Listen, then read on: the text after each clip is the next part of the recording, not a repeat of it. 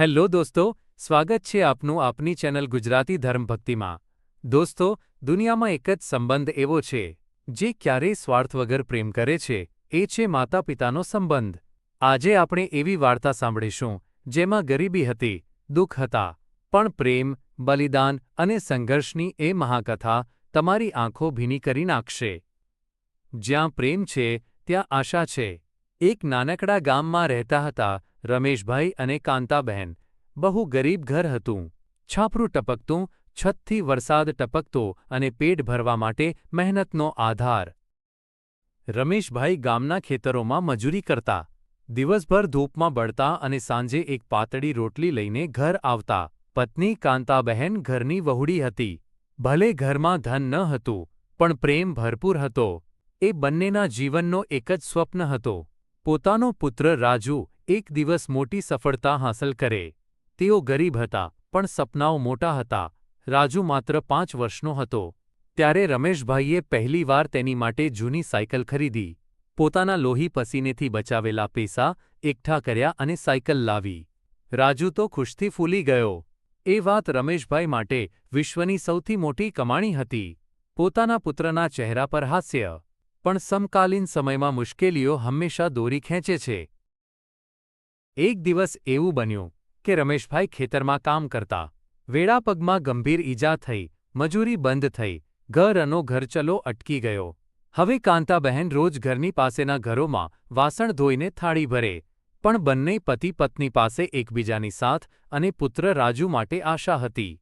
કાંતાબહેન, અમે બધું સહન કરીશું રમેશભાઈ, પણ રાજુની શીખવા કે આગે વધવા ઉપર ક્યારે આંચ નહીં આવવા દઈએ।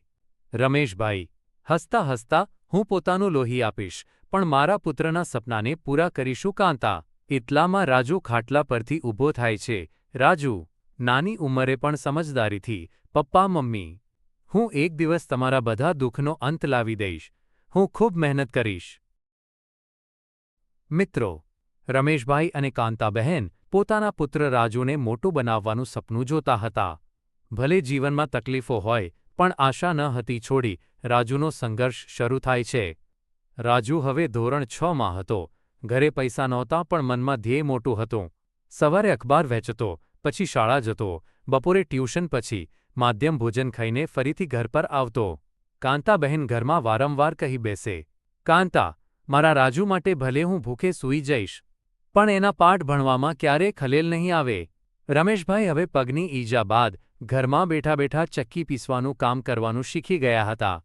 એમનો દિલ એક જ વાતથી ધબકતો, મારું બાળક એક દિવસ અમારું નામ રોશન કરશે।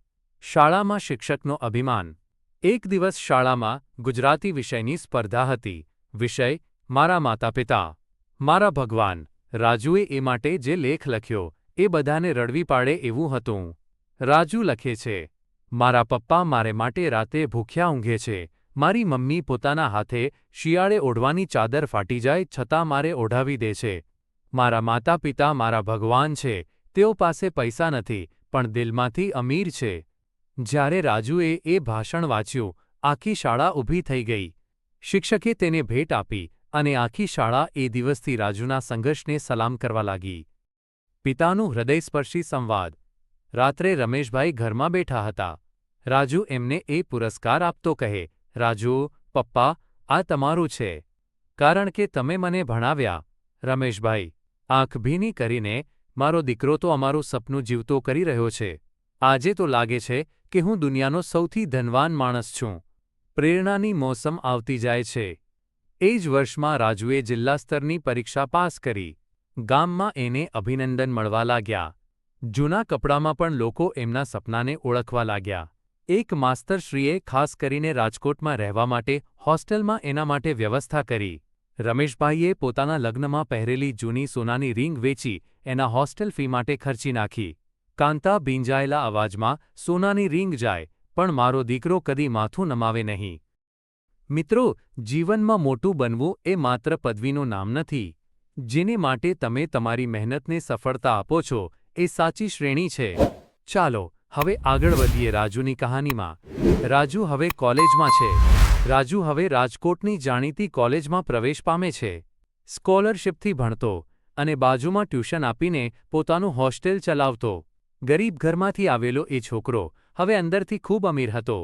સંસ્કારોથી, સંઘર્ષથી અને સપનાથી દરેક પરીક્ષામાં ફર્સ્ટ આવે. એક દિવસ કોલેજના ફાઇનલ પરિણામમાં ટોપર બને છે. આખા રાજ્યમાં એનું નામ થાય છે.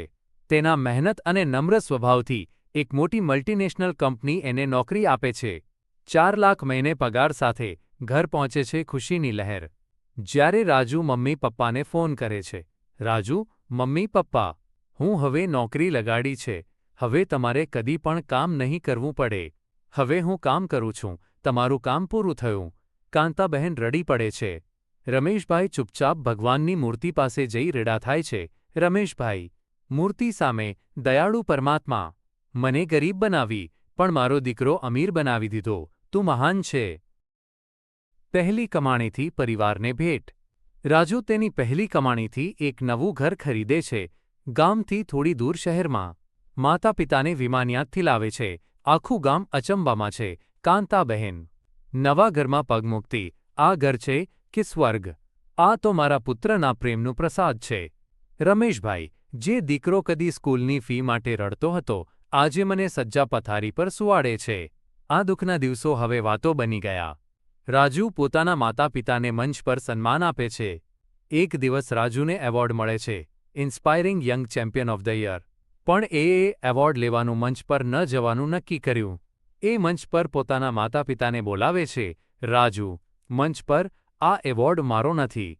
આ મારા પપ્પા અને મમ્મીનો છે, જેમણે પોતાનું આખું જીવન મારી ભૂખ માટે લટાર્યું. આજે જો હું અહીં ઊભો છું, તો એ મારા પિતાના ફાટેલા ચપ્પલ અને મમ્મીના ફાટેલા દુપટ્ટાના કારણે. આ વાત સાંભળીને આખો મંચ ઊભો રહી જાય છે. તાળીઓ એ જ વખતે લાગણીમાં વિલીન થઈ જાય છે. મિત્રો, કોઈ ક્યારેય ગરીબ હોવું પસંદ કરતું નથી, પણ કોઈ ક્યારેય સંસ્કાર વગર અમીર બનવાનું પસંદ પણ નથી કરતું. જે માતા પિતાએ પોતાનું જીવન દીકરાના સ્વપ્ન માટે ગુમાવ્યું, આજે એ દીકરાએ તેમને સમગ્ર જગત સામે મસ્તક ઊંચું કરી દીધું. ગરીબીઓ હતી, પણ પ્રેમ એટલો હતો કે દુઃખ પણ શરમાઈ ગયું. એ જ છે સાચું સંપત્તિ. મિત્રો, એક બાળક જે ગરીબ માતા પિતાની છાયામાં મોટું થયો, આજે સફળતાની ઊંચાઈ પર પહોંચ્યો છે. પણ સાચી ઊંચાઈ એ છે જ્યારે તમે તમારી મૂળ ધરતીને ક્યારેય ભૂલતા નથી. હવે રાજુ નોકરીમાં ટોપ પર છે. ગુજરાતના શ્રેષ્ઠ યુવા અધિકારીઓમાં તેનું નામ છે. પણ તેની ભવ્ય ઓફિસની અંદર હજુ પણ માધ્યમ ભોજનના ડબ્બા જેવી સરળતા રહે છે. એ જ્યારે પણ લંચ લે છે, ત્યારે તે પહેલાં આંખ મૂકી માતા પિતાનું સ્મરણ કરે છે. રાજુ, જે લોકો મારે માટે ભૂખ્યા રહેતા હતા, આજે મારે એવી રીતે જીવવું છે કે એમની કદર જગત પણ કરે. માતા પિતાનું વિસામું. એક દિવસ રાજુ તેમના માટે મંદિર જેવી સુવિધાઓવાળું વડીલ આશ્રમ બંધાવે છે. પરંતુ એ આશ્રમમાં રાજુ પોતાના માતા પિતાને નહીં રાખે. રાજુ, મારા માતા પિતા એ આશ્રમ માટે નથી, તેઓ એ હીરો છે, જેમણે મારું જીવન બનાવ્યું. તેમને મારી બાજુમાં રાખીને જીવવાનું મારા જીવનનું ધ્યેય છે. એ વડીલ આશ્રમ માત્ર ગરીબ અસહાય વૃદ્ધો માટે રાખે છે. જેમના સંતાનો તજ્યા છે, એમને પુત્રત્વ આપવાનું એ કામ કરે છે. એ દરેક વૃદ્ધને બાપુજી અને માયબા કહીને સંબોધે છે. એક દિવસ ઘરમાં પિતા બીમાર પડે છે. કાળનો નિયમ છે. રમેશભાઈ હવે બરાબર ચાલતા નથી. પાંજરપોળ જેવી શાંતિ છે ઘરમાં. રાજુ રોજ ઓફિસમાંથી વહેલો આવે છે. પિતાને દવાઓ આપે છે. મમ્મીને આરામ કરાવે છે. એક સાંજ પિતાની તબિયત વધુ ખરાબ થાય છે. રમેશભાઈ હસીને, હવે હું શાંત છું બેટા, કારણ કે જે દીકરો મારું હાથ પકડીને ભણવા ગયો હતો, આજે આખું વિશ્વ એની પાછળ છે. રાજુની આંખ ભીની. પપ્પા, તમે જ તો મારા ભગવાન છો. આજે મારી પાસે બધું છે, પણ એ સિર ઉપર તમારો હાથ હોય તો જ હું રાજા છું. પિતાનું હાસ્ય મોઢે રહી જાય છે, અને ભગવાન તેમને શાંતિથી સંભાળી લે છે. મોત પછી પિતાના સપનાનું પૂરું થવું. પિતાના મૃત્યુ બાદ રાજુ તેમના નામે એક ભવિષ્ય નિર્માણ સંસ્થા સ્થાપે છે, રમેશ કાકા વિદ્યાલય. ગરીબ બાળકો માટે નિઃશુલ્ક શિક્ષણ. દરેક બચ્ચું જે ભણવાનું ઈચ્છે છે, એને ત્યાં પુસ્તક, ભોજન, રહેવું બધું રજૂ દ્વારા આપે છે. રાજુ સંસ્થાની શરૂઆત સમયે કહે છે, મારા પપ્પા મને દિવસમાં એક રોટલી આપી ભણાવ્યા. હવે હું દરેક ગરીબ બાળક માટે હાર નહીં, ભવિષ્યનું તાજ આપવા ઈચ્છું છું. રાજુ પોતાની મા સાથે મંદિર જાય છે. કાંતાબહેન, બેટા, પપ્પા હોત તો આજે એ પણ તને જોઈને ધન્ય થયા હોત. રાજુ હાથ જોડીને ભગવાન સામે, હું નથી ભગવાન. મારા પપ્પા અને મમ્મી મારા ભગવાન છે. હું ફક્ત એમનો પ્રેમ જીવી રહ્યો છું, જેઓ પાસે થોડું હતું, પણ આપે બધું. એમને માતા પિતા કહે છે. મિત્રો, સમય જતી જાય છે, પૈસા ફરી મળે છે. પણ પ્રેમ અને આ દીકરાપણું, એ પાછું નથી આવતું. માવતરું બને છે ત્યાં જ ધન્યતા વસે છે. જો તમને આ આખી વાર્તા શ્રેણી હૃદયસ્પર્શી લાગી હોય, તો લાઇક કરો, મિત્રો સાથે શેર કરો અને ચેનલ ગુજરાતી ધર્મ ભક્તિને સબસ્ક્રાઇબ કરો. આવો પ્રેમ, ભક્તિ અને જીવનની સાચી મૂલ્યવત્સતા લઈને અમે ફરી આવીશું.